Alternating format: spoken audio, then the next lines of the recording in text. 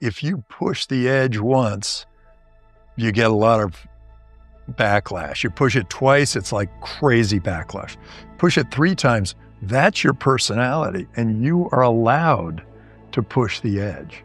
Welcome to Divot, the community for people making their mark in the world, where each week I sit down with the greatest minds in business, tech, sports, and entertainment to uncover the moments, decisions, and lessons that shape their journey so you can shape yours.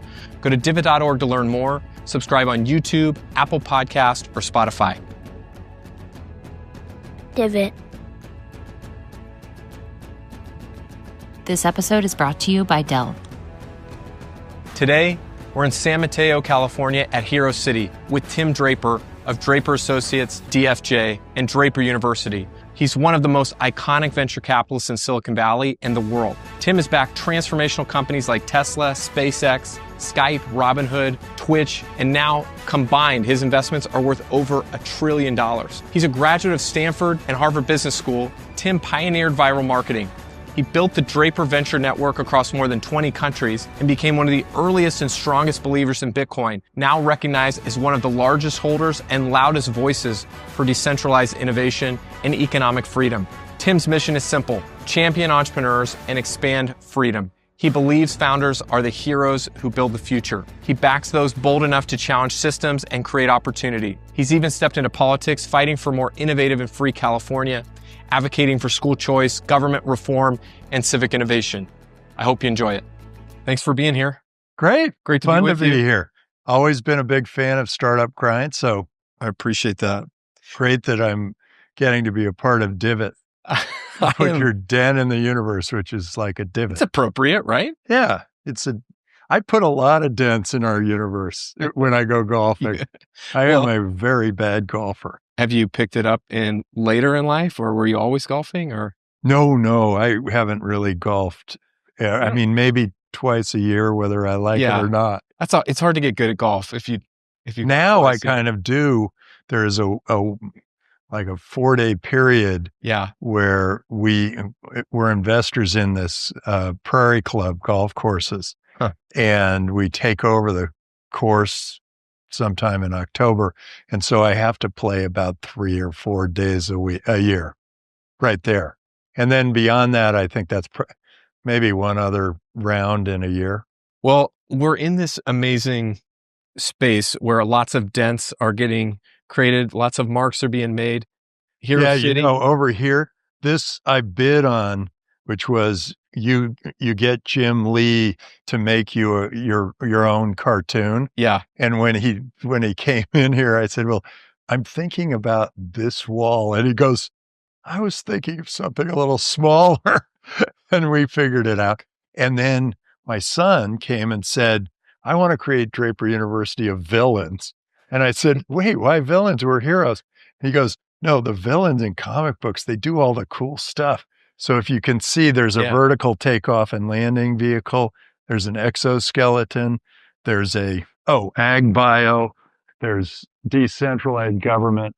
There's VR and AR, and then there's genetic engineering, all covered with the villains of comic books. Yeah, so you walk in here, we're in the middle of Silicon Valley, and it's like feels like you're in a comic book.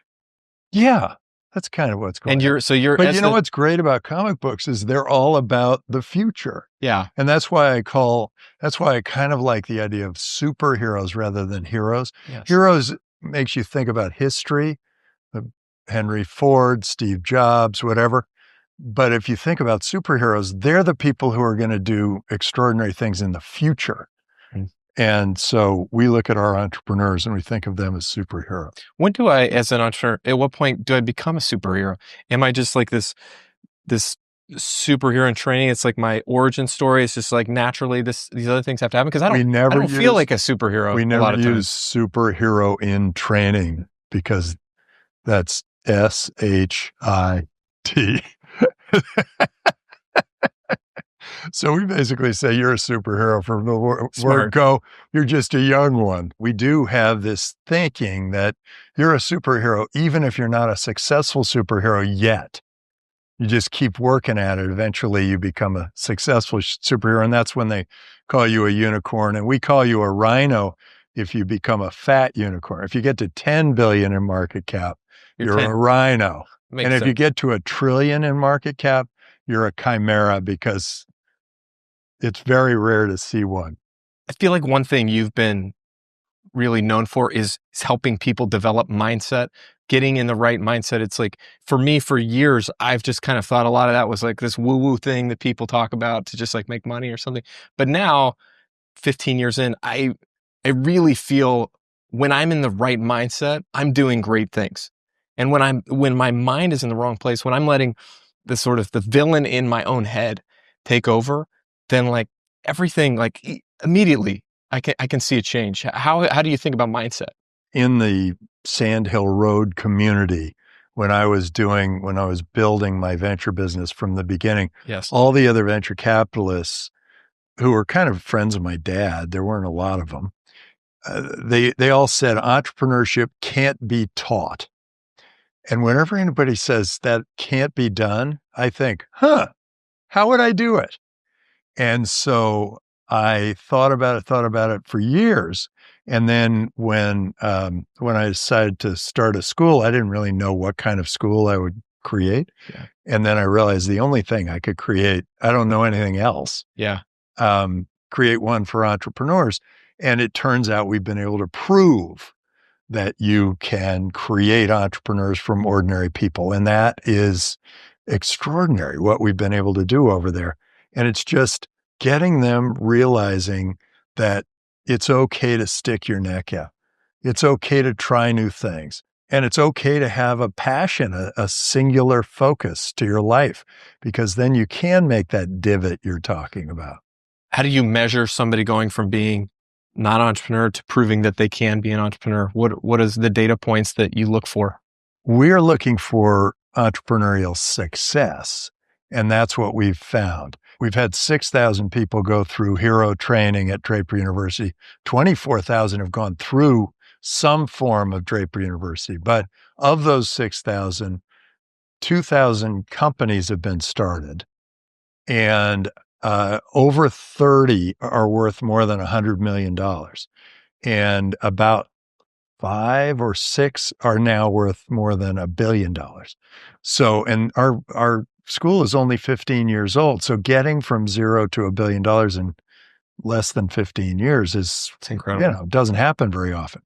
And then the other thing that we learn is that even if our entrepreneurs who go through our program don't go start a business, they'll go into a big company or something.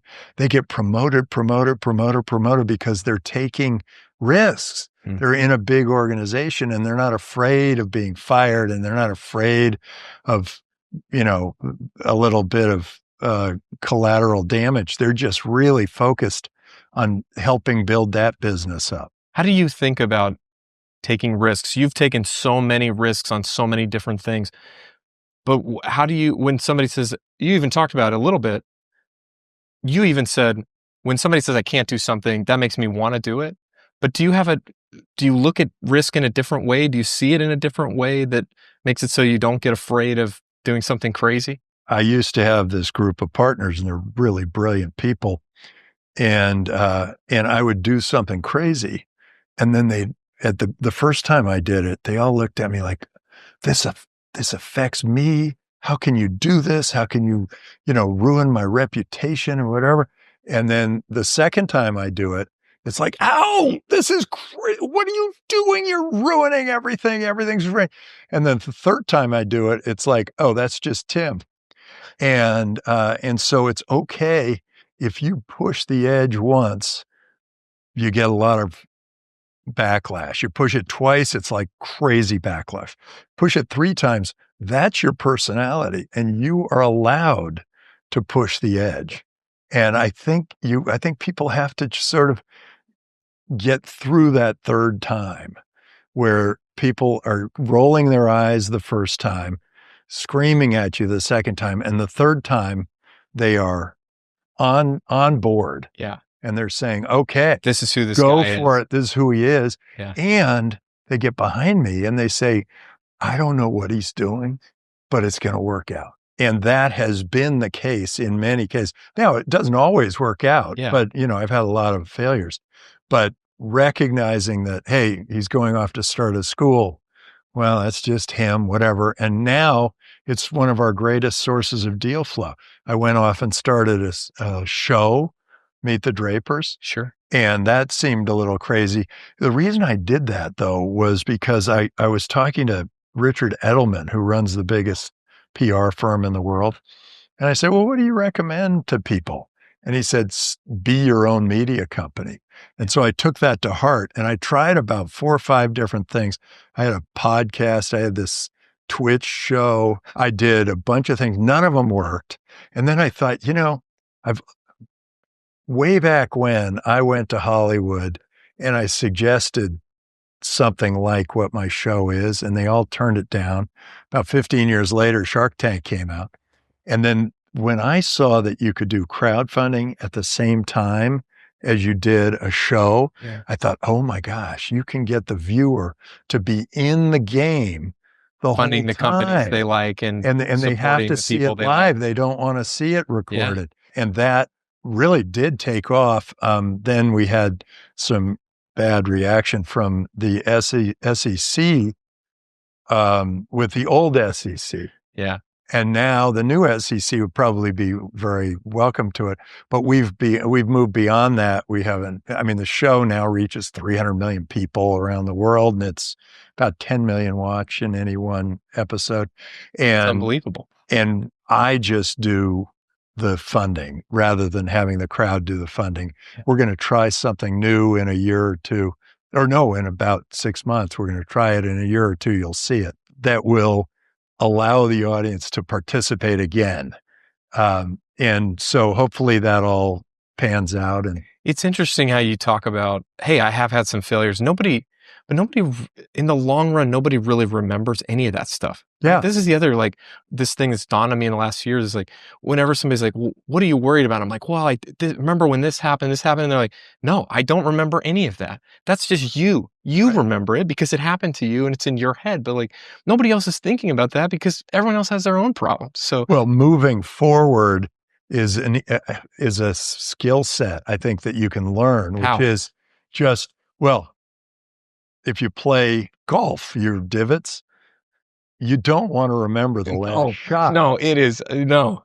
You play tennis, you don't want to remember the last point. You want to make sure that you're always kind of moving forward. What's next?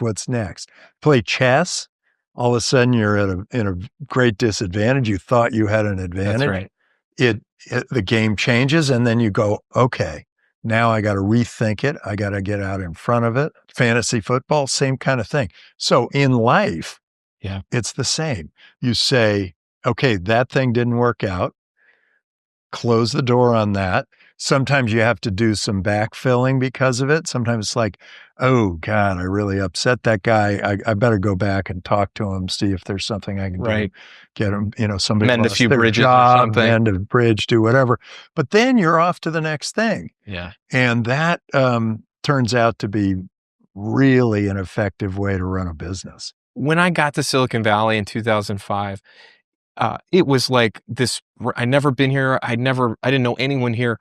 And it was like this sort of blank canvas of what had happened. But what I learned as the few years went on, I was like, oh, this is where the .com bubble and crash happened. Where are all those people? It was like almost all of them just evaporated. I never really met a lot of them. Some people like yourself and many other very, very successful people survive wave after wave after wave. But so many people kind of came and they made their one attempt, went home, disappeared. We've now seen several waves since then with mobile, with SaaS, with subscription, with crypto, and now with AI. What do you see is different about this cycle from some of these other cycles we've seen, or does history repeat itself? Well, I'll start with the one I am the most familiar with, which was the internet boom and bust. Because when the internet boom came, actually, I was involved in the software bust back in 86 or whatever. But the internet boom, everybody was, it was so excited and so many great things were going to happen and all that stuff. And they didn't happen overnight, which they never do. And so people were disheartened and they went down. And I was panicked because I was thinking, oh my gosh, all of Silicon Valley, these huge layoffs, enormous layoffs were happening all the way across the board. Mhm. But having women in the workforce, all of a sudden it was like, well, maybe one of them was laid off, but the other one was still bringing food into the family. And so we didn't have a Great Depression Yeah. when we had that big recession. And that was really a helpful thing because now you've hedged your bets by bringing women into the workforce. I think that's a really powerful force. As time goes on, some great things start to happen, and that industry gets bigger and bigger and bigger and bigger than anybody ever imagined. Even at the top of the 1999 bubble, Yeah. nobody imagined how big it would be now. Yeah. With $5 trillion businesses that are all tied to the internet. The next bubble was with probably the marketplaces. And that was one, my biggest failures are the failures to act. I got outbid for Facebook. You were in the first, which one, the Excel deal or the Peter Thiel? Before Excel. Yeah. And then I was talking with Excel, one of the people, Yeah. Teresa. Sure. And I said, I think I'm going to do this Facebook thing. I didn't realize she was on the other side of the bargaining table negotiating against me after that. You met with Mark Zuckerberg in those early days? No, I was meeting with Sean Parker, and he was going back and forth bidding us, trying to get his best deal he other. could. Yeah. And I finally said, enough's enough. And I shouldn't have. I should have just gone to the end. Then I missed out on Uber and on Airbnb for different reasons. It tended to be internally, we were having, there were time conflicts around the organization. Some people had to deal with our LPs and some had to do other things. And so those things fell between the cracks. But so marketplaces, I kind of missed that. But Bitcoin, I was the first venture capitalist to buy any Bitcoin. When was that? It was $4 a Bitcoin. What year? Do you remember? Yeah, 2011. Wow. And then I lost all that to the Mt. Gox thing. And then I bought back in for the one that made me famous, which was the Silk Road money. Silk Road money. And that was, at that point it was $632. And that was, actually it was 618 was market. 632 was they made you pay for it? It was what I bid because I figured it's either going to go to the moon or it's going to fall away. And I think it's going to the moon. So if I pay 10% higher, at least I'll get one of these lots. Yeah. And I ended up getting all 9 lots. I only was expecting to get 1 or 2. And so I was way over my skis. Oh boy, I was way over my skis Really? Yeah. Oh, this was like when I bought that. And then it went straight down to 180. And I thought, well, but I was still a believer. So I just kind of hung on. Even after everything that happened, even after losing everything to Mt. Gox or seeing this thing. No, actually, that was the reason I was so committed. After losing it all to Mt. Gox, I thought, well, why isn't it gone? Why do people still want it? So then I did a lot of research and I went, oh, they're doing remittances to Africa. Big companies are able to pay employees in Bitcoin. The Bitcoin is allowing people who are unbanked in Africa and Southeast Asia to be a part of the global economy. Yeah. And they were completely unbanked before, and Bitcoin made it all possible. And then I started to look and I went, oh my gosh, you mean you don't need an accountant? You don't need a lawyer. You don't need a bookkeeper. You don't need an auditor. You don't need a tax collector. It can all be done on the blockchain. And I went, whoa, this is the future. This is going to be. But no one told you it was a future. You just connected those dots by just kind of doing the math. Were there other people that you talked to that you feel like understood it as well as you understood it? And you're like, yeah, we had right around my neighborhood, we had a little dinner, and this guy invited us all to dinner, and I think he was the only one who didn't buy any, but I had already been buying, and the other people at the table, other successful people in the valley or something. Yeah, they're talking pretty about successful, it. but we were all talking about it. And Bitcoin was the entire conversation. He was just trying to get the neighborhood together. Bitcoin was the entire conversation.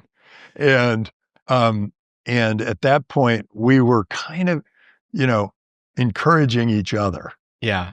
And I think that was kind of fundamental for some of the other guys at that table. But I had been already pretty deep in there for a while by the time we had that dinner. But it was kind of, there were other people that were starting to get more involved and more involved. I think it was just before the auction that we had that dinner. I just remember you being on TV and on videos and things saying Bitcoin's going to 100,000, Bitcoin's going to 100,000. And first it was Bitcoin was $180. Yeah. I got on Fox Business and she said, well, what's, give me some predictions. And I said, drones are going to be a big deal. And she's rolling her eyes. And I said, and Bitcoin's going to be 10,000 in 3 years. And she looks at me like, why did we have this guy on the show? I mean, literally, it was like, what is he doing on the show? And 3 years to the day after that interview, Bitcoin hit 10,000. I was down in Argentina when it hit, talking to the president of Argentina about Bitcoin.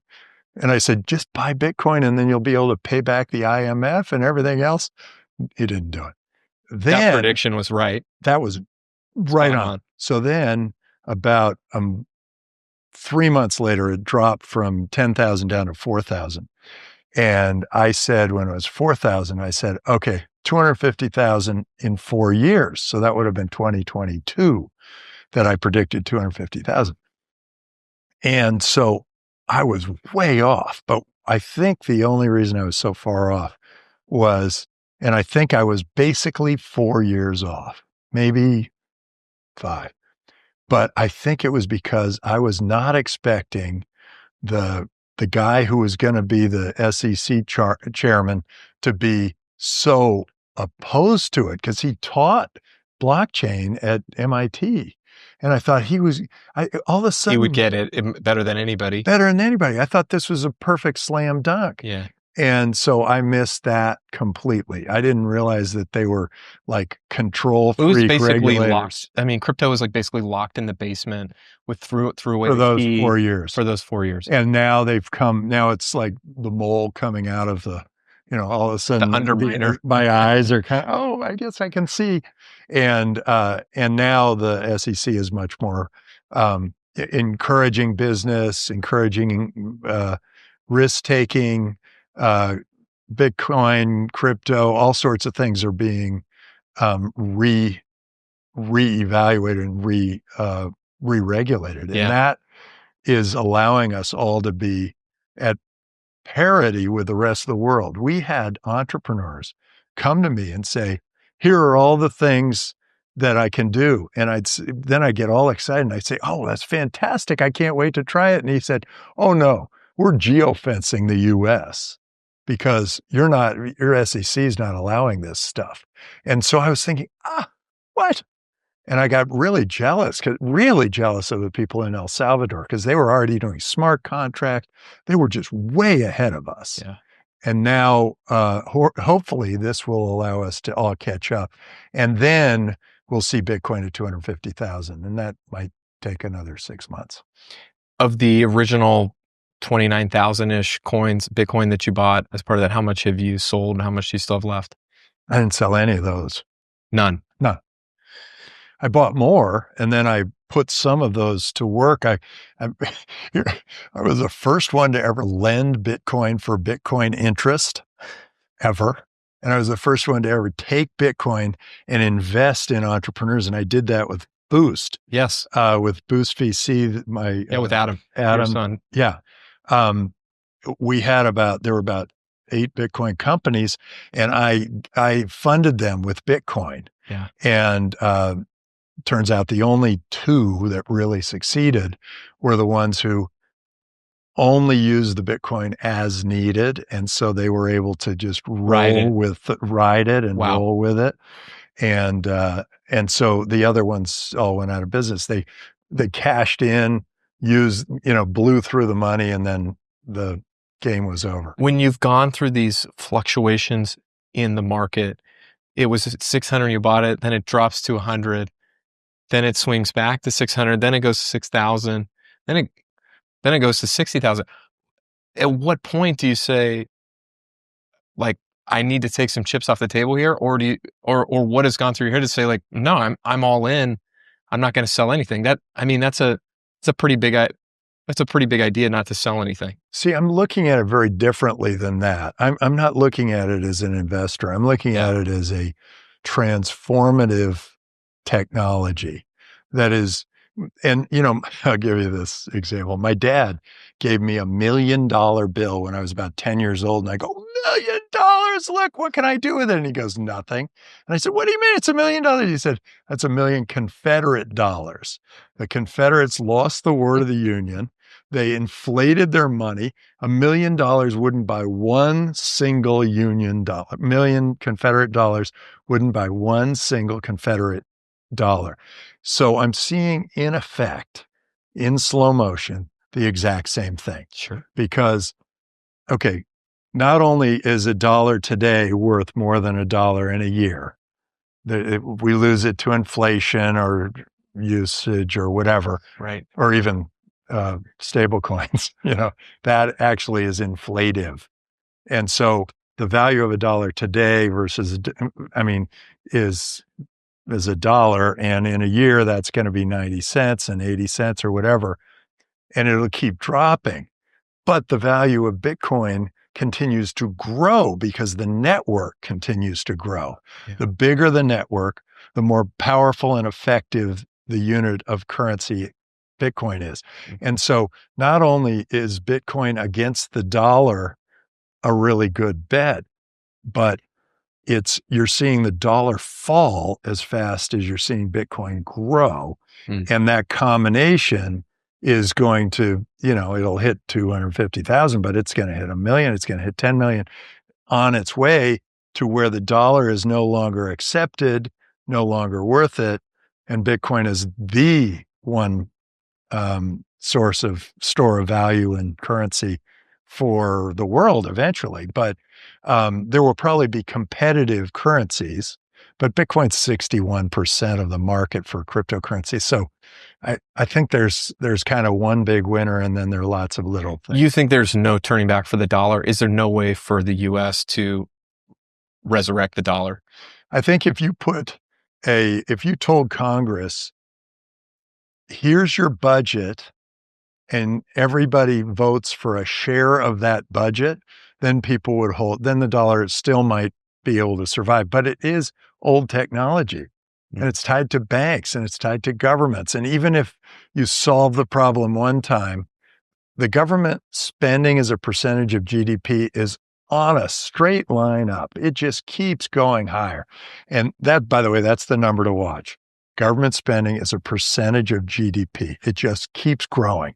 And as that grows, government is spending more and more and more of the dollars, which means they're printing dollars, which means the dollars you hold are worth less and less.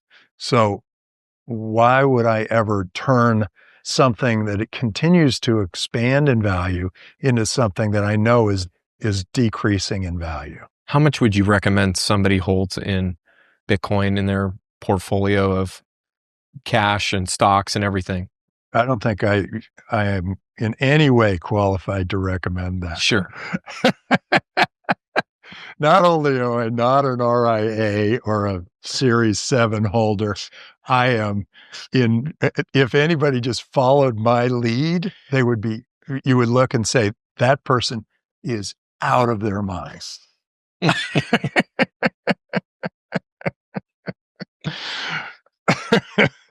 All I know is if you're a corporate and you just saw Silicon Valley Bank go out of business, and you couldn't make payroll on that Monday, you know that you've got to hold at least 4 weeks of payroll outside of the existing bank government system. Yeah. So Bitcoin's a good bet for that. If you're a family, if you manage a family, you're trying to take care of a family. Sure.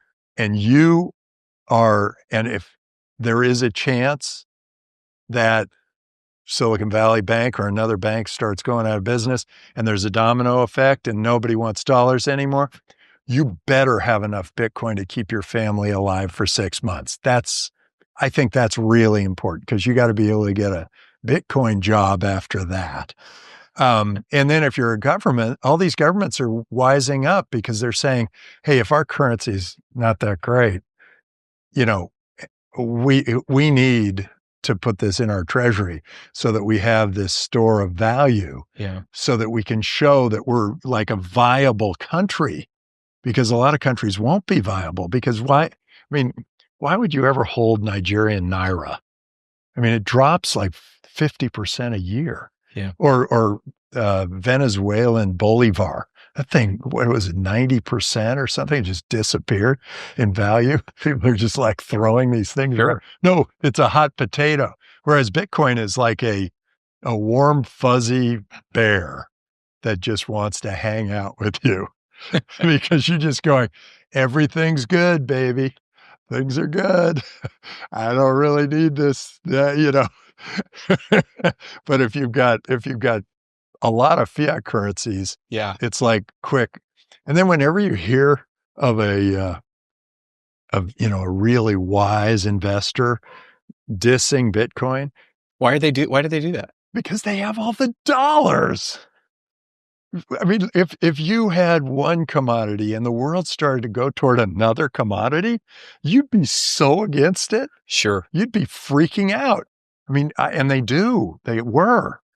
Yeah, they just like, it's not even that they like say, hey, don't do it. It's like they just like, they like try to curb it and like, curb stomp people that are into Bitcoin. It's crazy. What do they say? Methinks you detest too much, or yes. You not detest.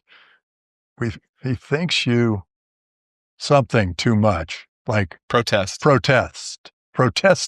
too much. It's interesting to bring up the Silicon Valley Bank thing because that's probably one of the days I will never forget, because I was sitting in my garage. It was like a little bit in the edge of COVID, and I got this text from the most connected person in Silicon Valley I know at 9:30, and they said, how much money do we have in Silicon Valley Bank? Tens of millions. Yeah. Said, for our company, you need to get down there and get it out. Like when? Like this week? He said, no, this morning. And I, on the Ring camera, you can see me running into the house, not even knowing anything, getting the keys. And I get into the lobby of the bank and I'm the only one there. And I tell the lady, I said, I need all my money out right now. She said, well, it's impossible. I said, well, it's my money. I'm the steward for our company. It's our money. She's like, it's impossible. I'm like, you put it in duffel bags. I don't care how you get it. Right. You get it. And I'm not leaving this lobby until you get it. And, it ended up. Were there a bunch of others? Within 2 hours, 3 hours. You were there early. I was the first person in the lobby. Did you get the money? I did. I got all the money out before the cutoff, but it was, you do what I had 15 calls from entrepreneurs saying, I'm in trouble. We will not make payroll. We're not going to make payroll on Monday. Everything I've got is in Silicon Valley Bank. Yeah. Now we tell every entrepreneur, you got to put together a treasury. Some in the big banks, and they go, yeah. And some in a small bank, and they say, wait, why? I say, because the U.S. government's not going to bail out a big bank. They'll bail out a small bank. And then some in Bitcoin, and they say, why? And I say, because if the banking system starts faltering, it's going to falter very quickly. Mm. And you don't want to be that guy who's screaming and running into the bank saying, this is mine. Get my money out of here. Get it into Bitcoin.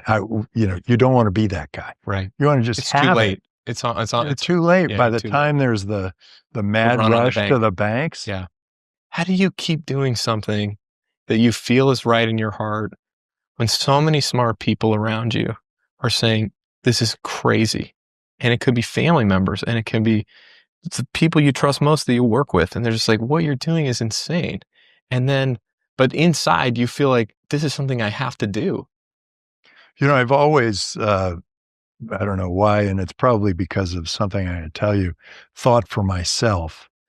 And peer pressure has some effect, but not a strong effect on me. Yeah. And it's because my dad made a bet with me not to drink or smoke or take drugs until I was 21 years old. And by that time, I didn't need it at all anyway. So he basically, I mean, the worst peer pressure was when I was in 6th grade. Yeah. And I got all sorts of peer pressure. I was watching as my friends would slowly stop inviting me to things or whatever because Sure. they were drinking or whatever. And I realized that peer pressure was a thing. Yeah. And that you can use it or you can resist it or you can whatever, but it is a thing. And it was very painful for me, but now I don't, I kind of feel like, whoa, if we're all going off the cliff, I'm not sure we should all go off that cliff. Let me evaluate that cliff before I jump. It's interesting. I'm the same way. And I have the same experiences and could be around. I didn't drink or smoke either or do drugs and they were happening all around me. I grew up in Europe and, there's vending machines with cigarettes and, Oh, yeah. Kids were smoking cigars at 7th grade or something insane. And it was just, but I wasn't what I was going to do. And I never cared. I don't know. I don't know if that's something that maybe is a unique trait to entrepreneurs or builders. Maybe it's to anybody who's just sort of has a vision for what they want to do. And then they just kind of can block out some of that noise around them. You want to know something interesting is, I think it's like 1% of the population of the US is teetotalers of the adult population. Yeah. 1%, something like that. But fully 1/3 of the Forbes 400 are teetotalers. Wow. So maybe there's something to being able to think for yourself. Wow. You've picked some of the best people to work with. You worked with Elon very early, other incredible entrepreneurs. Can you know within minutes of meeting somebody, this could be one of these people, this is one of these people? Or does it take this sort of exhaustive process of getting to know them? And every time I've had this question asked to me before, and they always ask, how do you know? Yeah. And the answer is, I don't know. And what's great about that is I have a willingness to fail. So I am willing to say, okay, I'm going to invest in this guy. Now, it's easier for me to do that than any entrepreneur. Like an entrepreneur, they commit their life and it's everything. To that one idea. For me, I have a very diversified portfolio and I can put money into any number of different things. And if a few of them fail, I'm okay with that. I can live with that. It is interesting that some people, these brilliant people that I had as partners, had a really difficult time ever being wrong, because they were always right in school. And I've gotten over all that. I feel like it's okay to be wrong sometimes and to face that. It's part of the process. Yeah. You fail at something, you still wake up the next morning. You got a full day ahead. You can do something else. It's okay. I saw you backed Elizabeth Holmes from Theranos. She tweeted about you this past week about your sort of vision around Bitcoin, and she's an example of this. Somebody that you backed very early, and had this kind of meteoric rise, and ultimately kind of very public failure with what she's doing. She's trying to rebuild her life in prison, away from her two kids. I mean, from the things that you thought about, like that company and where that was going versus where it ended up, do you lose sleep over it? Do you say, well, like I knew some percentage of these companies I invested in were going to fail, and maybe I didn't know it was this one, but it ended up being that one. It's okay. How do you think about it? I lose sleep whenever a great entrepreneur is put into jail. When they put CZ into jail, that bothered me a lot. When they put Elizabeth Holmes into jail, that bothered me a lot. The great entrepreneurs, and I, to this day, believe both of them were very much honest. Now, if they're liars and cheats and whatever, fine, put them away. But if they're good people trying to do good things for the world and it just doesn't work out, or something changes and they change a law and suddenly what they did was against the law, like CZ's case, I think that's a huge error because it scares other entrepreneurs that might have gone off to do something extraordinary, and we're keeping them from acting and doing stuff. Yeah. And so I am always going to be on the side of the true entrepreneur. Elizabeth came to me. She said, I want to change healthcare as we know it. Healthcare does need to be changed as we know it. As we know, big pharma keeps growing and our lives are shrinking. It's insane. My odds of living longer are shrinking because. And costing more. And somehow when a big industry is providing bad service at a high cost, it's time for an entrepreneurial solution to come in and change it. She was up against a lot and it came down hard on her. You would back her again? As chief science officer, I'm not sure I would as CEO. Yeah.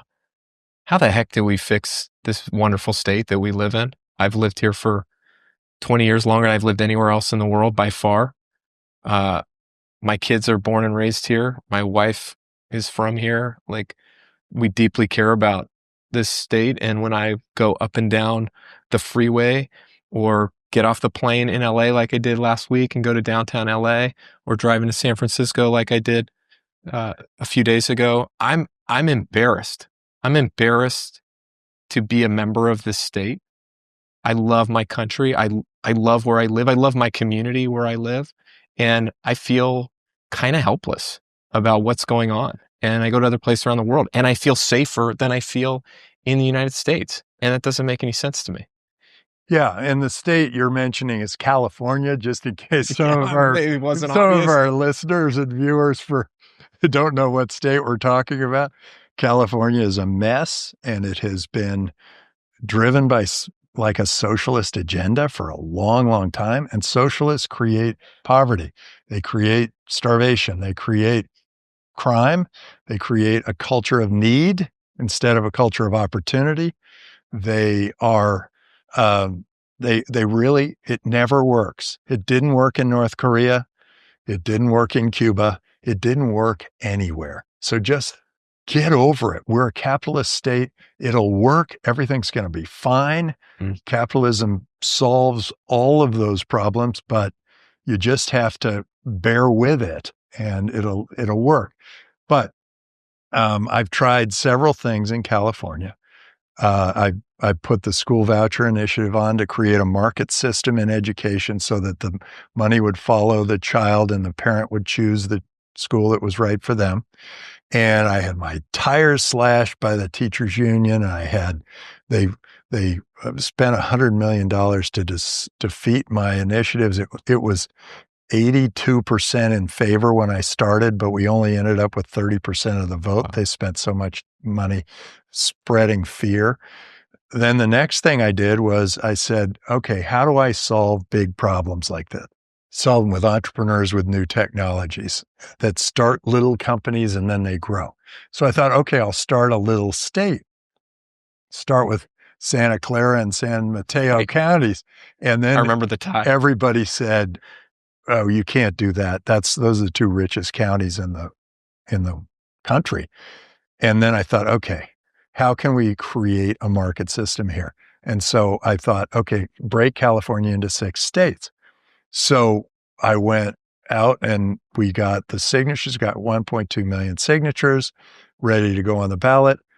The unions told the signature gatherers to discount my signatures. So we only qualified 750,000 and we needed 800,000. So off the ballot, and you have a certain time horizon to do it. Before it really expires. Fast. And then you can't go back and do it.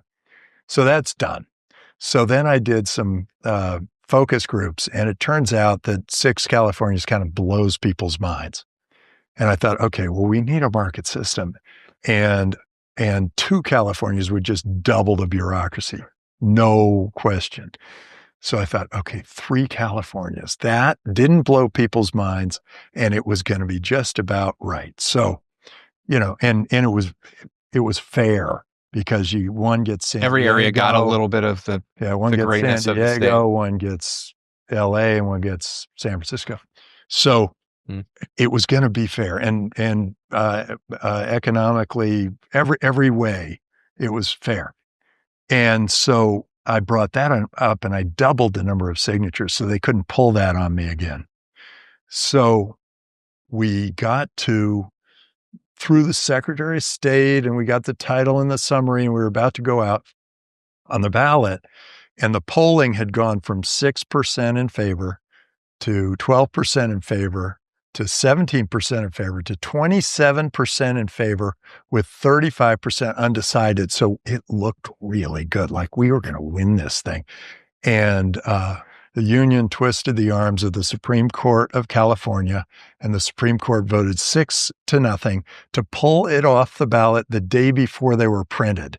So there's a Proposition 8, and there's a Proposition 10, and there's no Proposition 9. And they just yanked it off the ballot. So you didn't get to vote on it. I didn't get to vote on it. So I'm looking and I'm saying, well, they've got it all rigged. So how do they have it all rigged? Well, they have a pretty strong budget, and they have people that go out on phone-a-thons, and they have picketers, and they have troublemakers, and tire slashers, apparently. And so I thought, okay, what are we going to do? And now I'm talking to some people about building something called Grow California. It's going to be like Grow SF, that really worked in San Francisco. And making it so that there is always going to be money for the candidate who is willing to go for the growth politics, to think in terms of growing businesses, encouraging growth, encouraging entrepreneurship, encouraging building businesses, building structures, encouraging all of that, and resisting the things that the unions the teachers union, the government unions have gotten in the way of. They're constantly trying to sort of manipulate the system to move it more toward a one-size-fits-all everybody thing, which is really socialism, and it doesn't work, and it won't work. And so eventually, I believe that one of a couple of things will happen. One is maybe we'll be successful with Grow California, and the other is maybe the education system that's currently run by the teachers union will fall under its own weight, and AI and the tutoring system and all that will start creating the change. So we have new technology that can improve California, and it's coming from California, and hopefully we'll get there. I've got 4 kids. You've got 4 kids. What advice do you have for me on raising children that are happy and healthy and still happy with me at the end of this thing? Well, you have to know all people have to go through these, there are these paths that they have to take. And I don't know exactly what those paths are, but I do know that they need to break away during adolescence. They need to come back. They're going to be hyperactive when they're 10 and they're boys, and they're going to be manic depressive when they're 14 and they're girls. I wouldn't let any of that affect you. And as a parent, you just go through the tempest steadily, as like, you ever sail? When you're sailing, steady on the tiller through the hurricane. And then on the other end, they end up being great friends of yours, and life goes on. It's great. Yeah. I love my kids. They're fantastic. And I love their kids. They're fantastic. Outside of family, who's the person you most admire? The ones that come to mind immediately are Elon and Steve Jobs, because of the incredible impact that they have made and will make over the next 50 years on the world. So those would definitely be my two heroes. Entrepreneurs in general are generally my favorite people. They are doing something extraordinary. They're trying to make something happen. My dad has been my greatest mentor, and my mom. She was fabulous. And so I was just lucky. I started in a family that was just awesome. And we hopefully will be able to continue that chain. If you could implant one idea into everyone in the world, what would it be? Everybody has their own path. Don't try to be somebody else's path. You got your own path. You got your own skills. Yeah. You're unique. You can make it in the world. Have that confidence that you can make it in the world. We have an exercise at Draper University that is, you got 24 hours, go get a job offer on paper from somebody you've never met before and get back here. And 93% of them came back with a job offer on paper. Didn't have to be anything. Some of them were ridiculous jobs, but they were jobs. So 24 hours, you can always go get a job. And once you have that in your head, then the rest of it is like, okay, well, what was I? And don't sit there and contemplate what you were put on the earth for. Just keep going. Just like go do stuff. And then if something pops into your head, then spread it to other people. It helps. By the way, an idea, here's another one thing I'd say, is an idea is like a keepsake. If you hide it, it disappears and you forget where it was. Same thing with an idea. So the best ideas are the ones you start spreading to the world.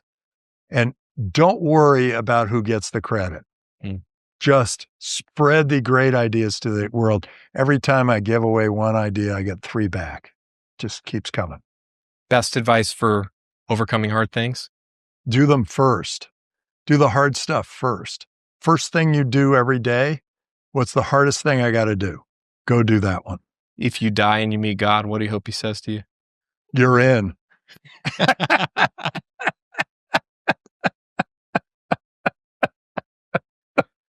Biggest impact you want to make on the world?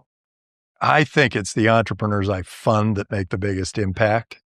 And so I want to just keep doing that and hopefully be able to get even more of an impact. Because, Hotmail, those guys allowed us to communicate around the world for free. Skype, we're allowed to see each other and voice communicate for free. Those were huge impacts. We used to, back in the dark ages, we would write something on paper, lick poison, put it into this envelope thing, put it into a little box. That box would be picked up by a truck. And then we had like a 80% chance that it arrived in the US. If it went overseas, the chances were maybe 20%, maybe 10% that you actually ever heard back. And this was a major breakthrough. Now we're all communicating around the world. It's great. I think the world's going to be fantastic once we get rid of this. I call it the roar of the dying lion. President Xi, President Putin, all saying, they want to conquer the world or whatever. It's just, they're trying to justify that we need a political leader in their country. And a country has an artificial barrier around it that is land-based. And who needs that? We should be able to walk freely around the world. And maybe if you put a barrier up, make it an economic barrier. Say, look, if you want to come to our country, you got to be working. You got to be, and if you want any benefits, you got to be a taxpayer. Make it so that, make it a non-tariff barrier, make it a non-physical barrier. Just make it a barrier like I'm not going to be able to get into that country unless I work hard and right. Grow. You're rewarded for doing something. Yeah, you get the reward of Creating. coming in. Yeah. I think that would be a better system around the world, because I think we should be able to wander adventure aimlessly in our I know quest. you travel a lot. I know you do wander around the world. Accomplishment you're most proud of? I've got 4 amazing kids, and I got 10 amazing grandkids, and the family is, I love my family. It's pretty great. And the business, I think it's the same. I think it's the allowing the world to communicate for free without any friction. That I think has opened up the world in an amazing way. And then, and I did have a small part in that I came up with viral marketing, the idea to put a message at the bottom of everybody's screen at Hotmail. Yeah. I remember. Yeah. That's probably how I signed up. Yeah. Yeah. I think it's how it's 3 billion people signed up. Finally, in the words of Clay Christensen, how do you measure your life? I think I measure it in how quickly I help the world advance. That's probably how I really, if I had to dig deep, that's really how I would say I helped it.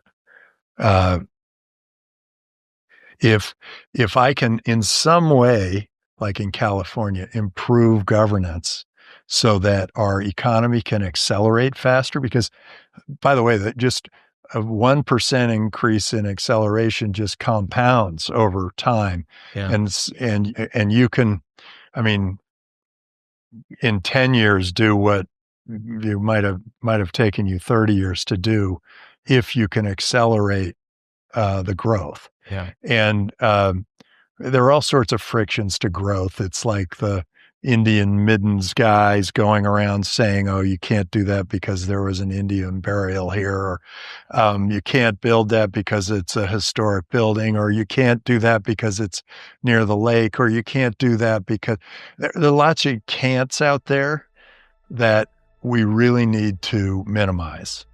We need to make sure that first and foremost, we are trying to make it so people can make a living here. Tim, all right. Appreciate you. My pleasure. Thank you. Divot.